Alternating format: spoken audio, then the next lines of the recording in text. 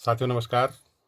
मैं पंडित वीरेंद्र जगूड़ी आपका अपने यूट्यूब चैनल पर स्वागत करता हूं और उम्मीद करता हूं कि आपका इसने मुझे प्राप्त होगा। इसी आशा और विश्वास के साथ आइए चलते हैं भाग 59 में। आज हम देखते हैं केतु का फल कुंडली के प्रत्येक भाव में। भावों के सीरीज में केतु अपना रिजल्ट कुंडली के प्रत्येक भाव में किस प्रकार देखा वही हम जानते हैं। केतु धनु राशि में उच्च का होता है और मिथुन राशि में नीच का होता है। और यदि केतु 9 और 12 अर्थात धनु और मीन राशि में कहीं पर भी बैठा हुआ है तो वहाँ पर रिजल्ट अच्छा देगा। बृहस्पति की राशि में वहाँ पर रिजल्ट बहुत बढ़िया देगा। तो आइए जानते हैं। सबसे पहले यदि केतु शरीर स्थान में बैठा हुआ है जिसे हम तन भाव कहते हैं, पहला घर भी कहते हैं, यदि केतु यहाँ पर बैठा हुआ है तो यहाँ पर व्यक्ति को एक खोजी प्रवृत्ति का बनाएगा।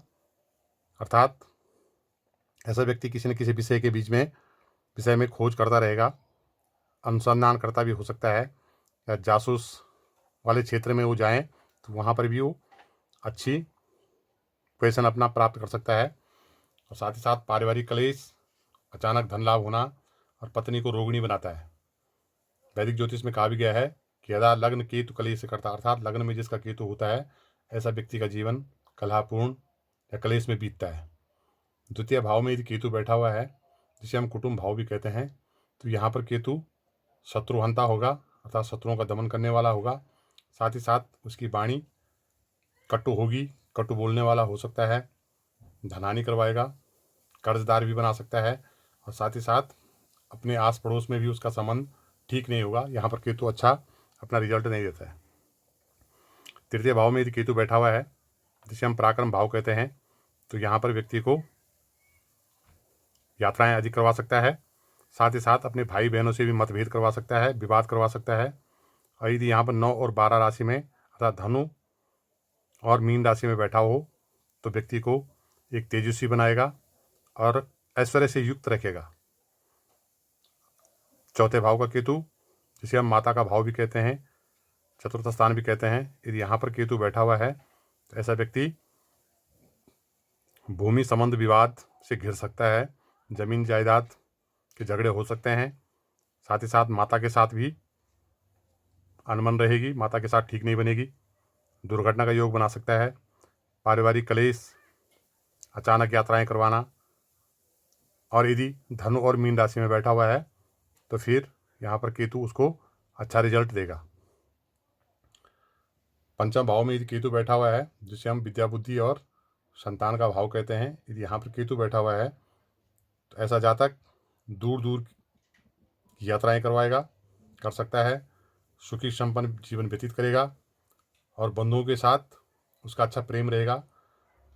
शिक्षा में रुकावट करवा सकता है, अर्थात अधिक उच्च शिक्षा प्राप्त नहीं कर सकता है। और साथ ही साथ यदि पत्नी की कुंडली में केतु यहाँ पर बैठा हुआ है तो गर्भपात भी करवा सकता है। ऐसा केतु यहाँ पर अपना रिजल्ट देता है। छठे स्थान का केतु जिसे हम रोग, ऋण और शत्रु का भाव भी कहते हैं, यदि केतु यहाँ पर बैठा हुआ है छठे स्थान में केतु तो ऐसा जातक कर्जदार तो हो गई ही, अर्थात उसके ऊपर ऋण अधिक रहेगा। साथ ही साथ उसके शत्रु भी अधिक हो सकते हैं।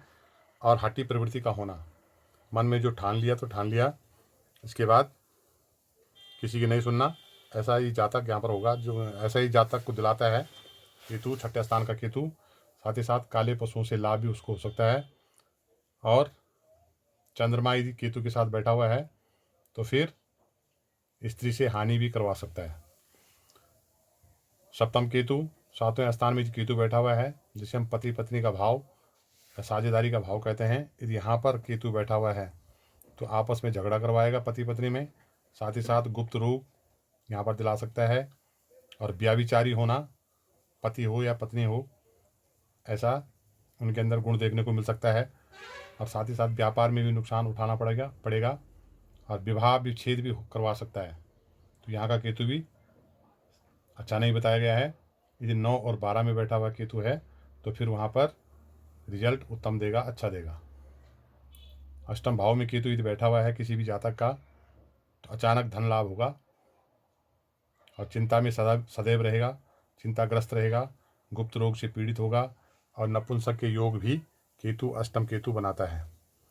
और साथ ही साथ आयु में भी कमी कर सकता है, अर्थात दीर्घायु के योग कम बनाता है। यदि भाग्य भाव में केतु बैठा हुआ है 9वें भाव में, तो यहाँ का केतु विदेश यात्राएं ज़्यादा करवाता है। और यदि 9 और 12 अर्थात धनु और मीन राशि में यदि केतु बैठा हुआ है, तो फिर ऐसा जातक धार्मिक होगा और आध्यात्मिकता की ओर उसका झुकाव होगा, मोक्ष प्राप्ति होगी और पिता से कष्ट हो सकता है या पिता के साथ कम बनेगी, ऐसा 9वें भाव का केतु उसको यहाँ पर दिलाएगा।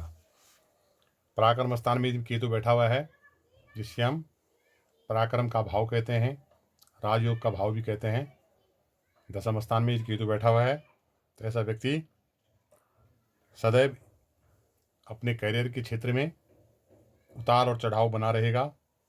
पिता से भी अनबन हो सकती है, स्थान परिवर्तन करवा सकता है और धनहानि और प्रतिष्ठा को नुकसान भी पहुंचाता है यदि केतु 10वें भाव में बैठा हुआ है। 11वां केतु ज्योतिष में अच्छा बताया गया है। 11वें भाव में यदि कोई भी यहाँ पर पाप क्रूर ग्रह बैठे हुए हैं, तो 11वें स्थान के ग्रह अच्छा रिजल्ट अपना देते हैं। और यदि केतु यहाँ पर बैठा हुआ है, तो ऐसा जातक तेजस्वी होगा, साथ ही साथ प्रसिद्धि प्राप्त करेगा, विख्यात होगा, ऐश्वर्य से युक्त होगा और उसे मित्रों से धोखा मिल सकता है और धनवान का योग बनाता है।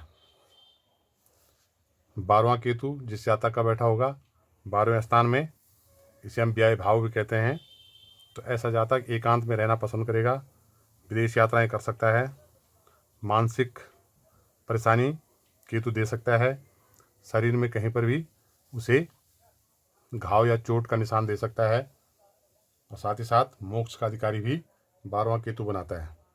यदि कुंडली के अंदर केतु यदि अशुभ भाव दे रहा है, कष्टकारी है, तो आप केतु का जाप करवा सकते हैं।